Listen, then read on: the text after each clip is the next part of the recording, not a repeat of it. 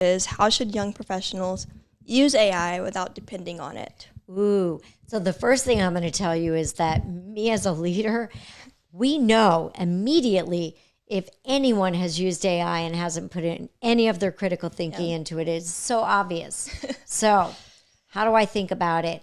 And what would I encourage people to think about is look at the different tools. Now we are really, I think, very fortunate because we're a smaller company.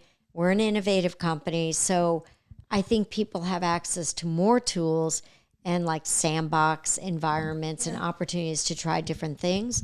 But what I would encourage them to think about, whether it's on their own time or whether they're using, Copilot in the office, whatever it is that they think about what are the things in their work, only those things that are more like repetitive, administrative, easy, simple, time consuming though, right?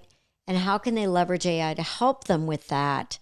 And then every single time I do anything with an AI, anything, I validate and look at it. So what you have to be careful not to do is like just use it and then pass it on. Leaders know, anyone with any experience know. So that's a danger. And that's what I think that the challenge is going to be.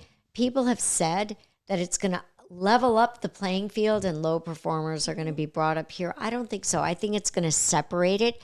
There'll be an initial rising of the tide, but I think there's going to be a greater separation.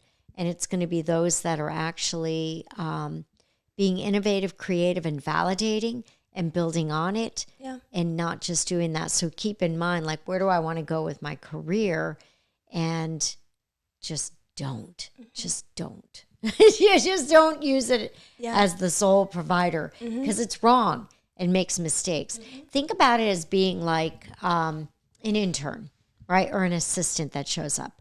Well, that assistant might show up one day super hungover because it was out partying too much the night before. Then your work product is going to look very bad, right? And we know that AI has done that.